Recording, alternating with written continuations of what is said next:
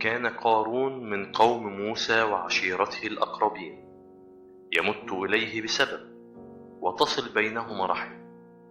وقد أتاه الله بسطة في العيش وسعة في الرزق وكثرة في الأموال، فاجتمعت له أسباب السعادة، وفاز من الدنيا بنصيب لا يظفر به إلا قليل. وكان قارون ذا حظ عظيم، فقد فاضت خزانته بالأموال، واكتظت صناديقه بها. ضاق الحفظة ذرعا بمفاتيحها، وأثقلهم حملها، وناء العصبة أولو القوة بها.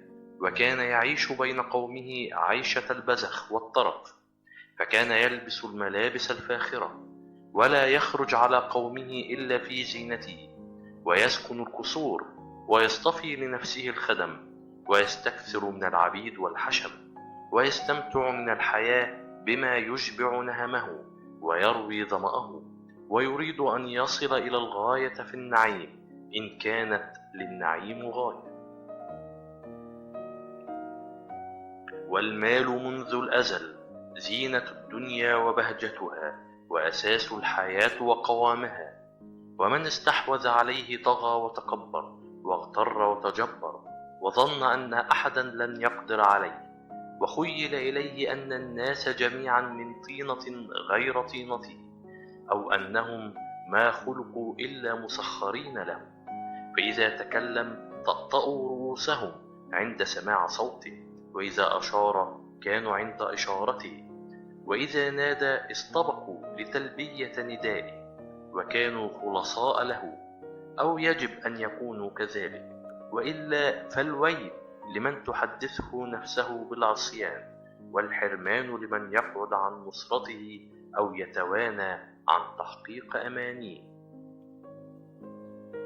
ولن يكون قارون بدعا في الحياة، وإنما هو كغيره من الناس، يسير سيرتهم ويترسم طريقهم، فبغى على قومه وفرض سلطانه عليهم، وسامهم بطشه وجبروته. وليت هؤلاء الأغنياء يخففون من غلوائهم، ويعرفون الحياة على وجهها الصحيح، ويتبينون منها الطريق الواضح.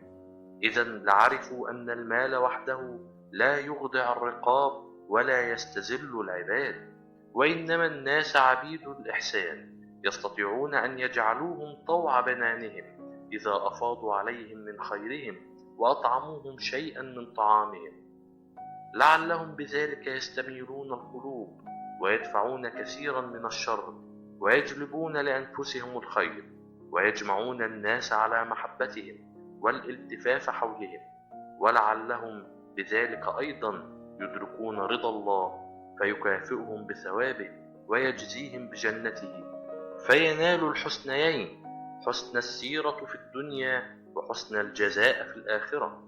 ولكنها القلوب يعميها المال، والبصائر يذهب بها الزهو والغرور، فلا ترى إلا جماعات المرائين، ولا تسمع إلا كلمات المنافقين، ولا تحس نقمة المحروم ولا لوعة المظلوم. ورأى القوم أن قارون متمادي في طغيانه وبغيه، لا هم له إلا أن يستكثر من المال وإن تضوروا جوعا، وأن يكتسي من اللباس ما يزين به، وإن رأى العري فاشيا. هذا مع غرور واستئثار وبطر واستكبار.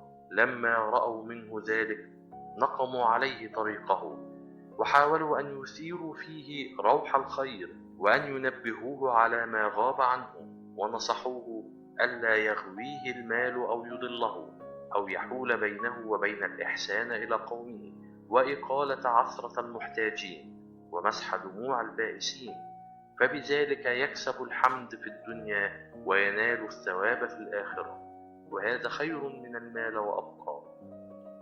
وقالوا: إن لا نريدك أن تنفض يدك من الدنيا وزينتها، وتتجافى عن مباهجها، وتنأى بنفسك عن الاستمتاع بها، فذلك ما لا نريده ونأباه، وإنما نرى لك رأيا فيه خير لنا ولك، هو أن تقصد إلى الطيب من الرزق والحلال من المتاع، فارشف من مهله وخذ فيه كما تشاء، على ألا يشغلك ذلك عن الفقراء ولا ينسيك المحتاجين، فأحسن إليهم كما أحسن الله إليك، ليحفظ عليك نعمتك ويزيد في مالك ويضفي عليك خيره وبركته.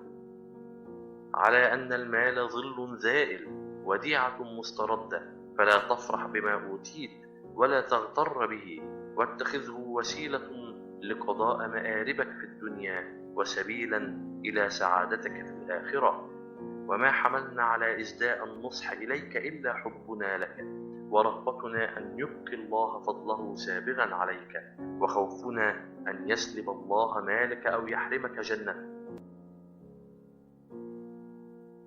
وكيف للطاغية أن تتفتح آذانه للنصيحة تلقى إليه؟ ومن للمستكبر ينال النصح من نفسه ويمس شغاف قلبه؟ إن قارون قد أشرب قلبه حب المال وزاده الغنى علوا واستكبارا، فليس لمثل هذا الكلام سبيل إلى نفسه. إنهم لا شك قد استباحوا حماه ووضعوا أصابعهم فيما لا يعنيهم من أمره، بل أن هذا من أموره الخاصة. لذلك كان جافيا في رده إذ قال: لست بحاجة إلى نصحكم، فأنا أرجحكم عقلا، وما أوتيت هذا المال إلا لأني به أجدر وأحق، فاحتفظوا بهذه النصيحة لأنفسكم وقوموا بها أموركم. أما أنا فخير منكم مقاما وأكثر عرفانا.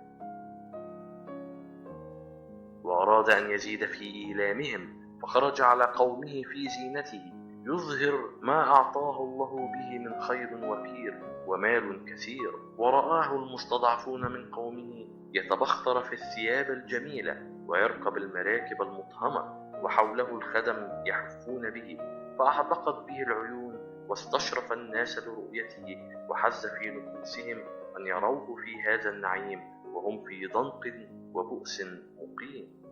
وتحدث بعضهم إلى بعض يقولون: يا ليت لنا مثل ما أوتي قارون إنه لذو حظ عظيم.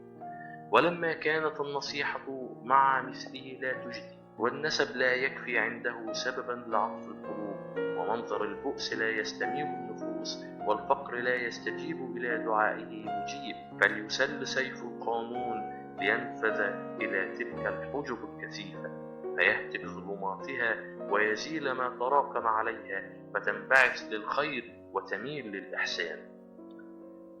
ليعلن إليه موسى في شدة وإصرار أن يؤدي زكاة ماله وأن يحسن إلى الفقراء، ففي ماله حق معلوم للسائل والمحروم.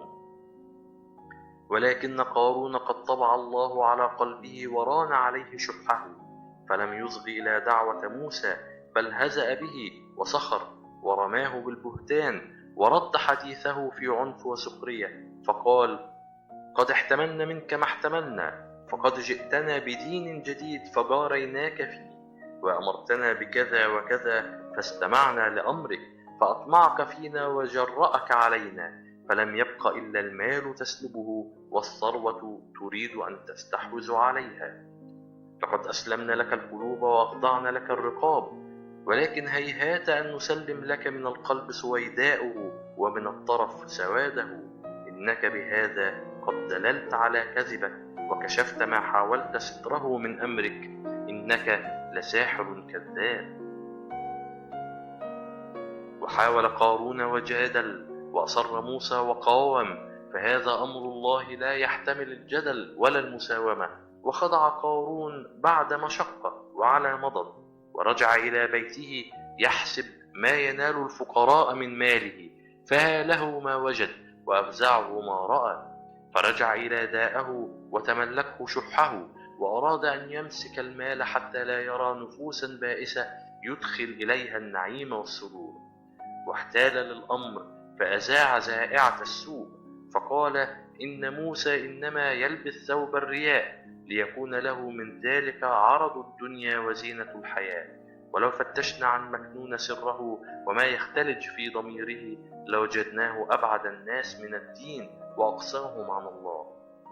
وحاول بالمال أن يفتن الناس ويصرفهم عن موسى ويزلزل عقيدتهم، ولكن الله كشف ما أضمر وأظهر ما أخفى، وخرج موسى من هذه التجربة أصفى نفسا وأعلى مقاما.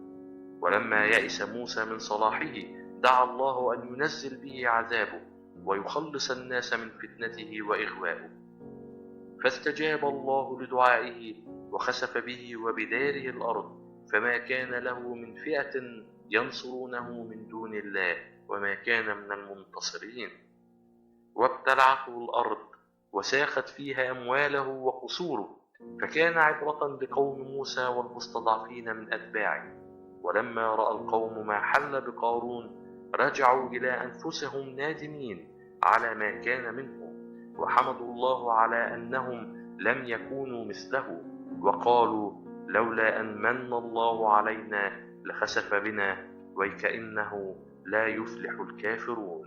تلك الدار الآخرة نجعلها للذين لا يريدون علوا في الأرض ولا فسادا والعاقبة للمتقين.